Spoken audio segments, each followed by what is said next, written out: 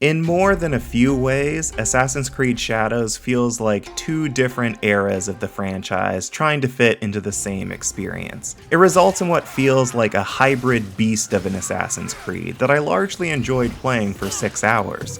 However, there are parts of the experience in which it seems like Shadows is straining to keep both sides of the equation happy. More than anything, my 6 hours with Shadows presented what I've come to expect from all Assassin's Creed games: a well-researched and beautifully realized location brought to life with a memorable soundtrack and superb voice acting. I did my best to swap between the two protagonists whenever I had a chance. In the open world, this can be done at any time, even while in the midst of a mission. During a major story mission in an enclosed area, however, I could no longer switch between the two whenever I wanted. Shadows instead divided the level into self-contained parts, and at each junction I had the option of continuing onwards with the character I was currently playing as, or switching to the other. I chose to just switch at every opportunity, leaning into the fantasy that Naoe and Yasuke are tackling these major assassination missions together.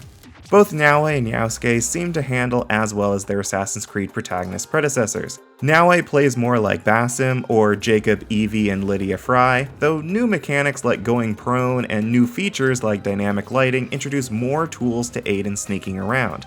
Meanwhile, Yasuke plays like a somehow even less nimble version of Cassandra and Eivor, and leans into Shadow's breakable armor system to make combat marginally more complex and interesting than the series has managed so far.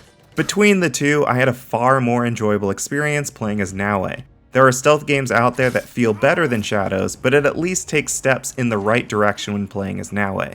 The shinobi typically goes down in 1 or 2 hits on the normal difficulty, encouraging you to plan your approach and strategically snake through enemy vision cones to reach your target. Playing as Naoe is a very different fantasy than Cassandra, but playing as the shinobi reminded me of the fun I had puzzling together the solution to best systematically dismantle enemy fortresses as the Greek demigod in Odyssey, a joy I never got in Valhalla or Mirage. Throughout Naoe and Yasuke's journeys, the two of them can flirt and fall in love with other NPCs, and the choices you make in the story can sometimes recruit an ally to their cause. These individuals return to the hideout, a hub area you can customize. Some of these allies will join you in the open world and in missions to be called upon, akin to the recruits in Brotherhood or Assassin's Creed 3. Overall, Yasuke feels a bit neglected mechanically, and even when it comes to Naoe, what I've played so far doesn't seem to quite hit that stealth experience I want from the series. Though the story's themes around tackling the nuance of historical figures sound cool, I didn't really get a chance to see that. Same for the romance, ally recruitment missions, and the consequences of the game's choices. Shadows sounds like a game I'll enjoy, but I need to see how all these pieces come together. If the superb world design, art direction, and music are any indication, I'm inclined to go into the full experience with hopeful expectations. You can check out my full preview and thoughts for Assassin's Creed Shadows with quotes from the devs at GameSpot.com.